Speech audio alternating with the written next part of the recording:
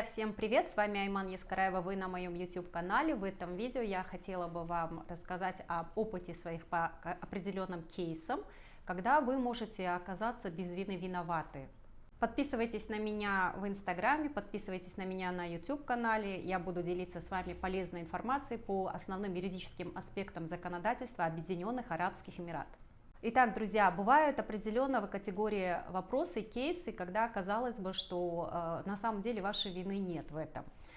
Например, одно из таких очень показательных примеров бывает, когда, если на практике от вашего лица произведены какие-то платежи, то есть кто-то имеет доступ к вашему телефону, совершает операцию, либо проводит платежи, либо каким-либо образом ему удается списать с вашего телефона ваши денежные средства, отправить себе. То есть это все те категории вопросов, когда вы даете свой пароль или каким-то образом люди узнали ваш доступ к вашему девайсу, потому что все платежи сейчас онлайн производятся, и вы должны иметь в виду, что если вы приходите в полицию, заявляете о том, что у вас с телефона вашего кто-либо провел платежи, будет крайне трудно доказать, что это были не вы сами. То есть если нету определенных конкретных закрепляющих доказательств того, что какой-то мошенник или какой-то нехороший человек, который имел доступ к вашему телефону, к паролю, провел такие платежи. В частности, у меня была такая практика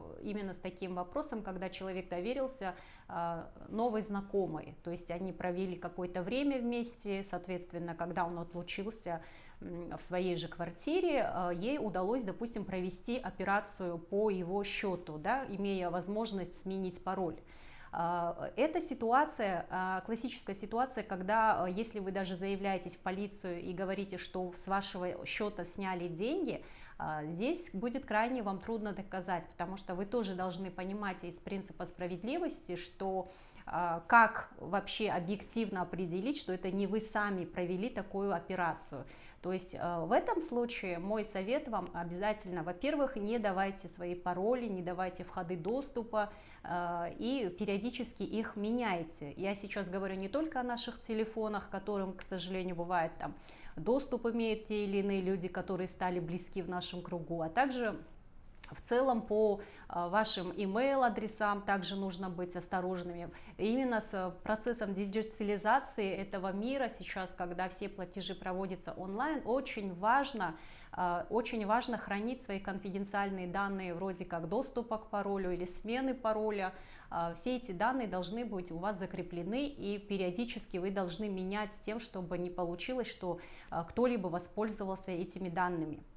Друзья, еще одним показательным кейсом, на который хотелось бы обратить внимание, и когда вы можете оказаться без вины виноваты, это когда вы берете посылку за кого-то донести, отвезти. Причем это не обязательно может быть международные перевозки, это может быть просто из одной точки в другую точку вас попросили поднять, поднести. И такие тоже были случаи. То есть потом полиция задерживала, оказывалось, что там было что-либо незаконное, какая-либо контрафактная продукция, либо это запрет на распространение алкоголя, если в ящике оказалась нелицензируемая продукция. Поэтому, друзья, когда вы берете посылки, когда вы беретесь кому-либо помочь, при всем при том, что это по общечеловеческим понятиям, конечно, благое дело, но вы не можете быть уверены, что в этой посылке нет какого-либо запрещенного препарата, средств. Тем более вы знаете, сейчас мир становится очень в этом плане опасным, что вами могут воспользоваться добротой человеческой. Поэтому крайне важный совет: не брать посылки, не доносить, если вы тем более не знаете, что там лежит.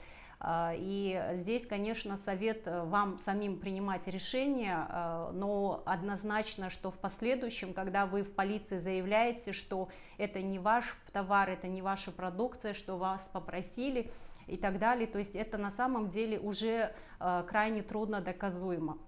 Еще одна ситуация, друзья, когда, к сожалению, да, это сейчас я, кстати, рассказываю практику не обязательно одной страны, одной юрисдикции. В целом это нормы закона, они, базовые нормы закона, они одинаковы в любой стране. Поэтому если, например, те выше, которые я кейсы рассказала, по тем моментам, когда вы можете оказаться в не очень хорошей ситуации в связи с вашей доверчивостью, такая же ситуация может произойти, опять же, здесь нет вашей вины, когда ваш работник совершает какие-либо правонарушения, которые накладывают отпечаток на ваш весь бизнес.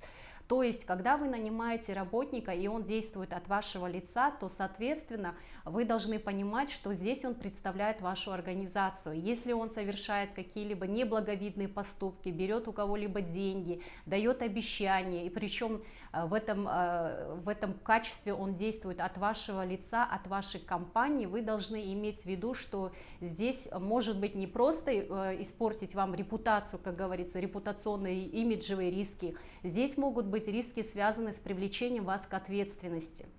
Для того, чтобы обезопасить себя, друзья, необходимо в обязательном порядке, помимо того, что вы обеспечите надлежащий контроль за своими работниками, заключить соответствующие контракты, ограничивающие вашу ответственность. То есть, если у вас будут вопросы, дополнительно, конечно, обращайтесь, потому что это зависит еще и от категории вашего бизнеса, но эти факты нужно учитывать, друзья. Это была основная информация, друзья, когда вы можете нести ответственность за те поступки, которые, в принципе, вне рамок вашего контроля, и вы не были виноваты. С вами была Айман Ескараева, юрист в Дубае. Подписывайтесь на меня в телеграм-канале, подписывайтесь на меня в инстаграм, ставьте лайк этому видео, в комментариях можете писать свои вопросы, буду рада вам ответить. Спасибо большое за внимание.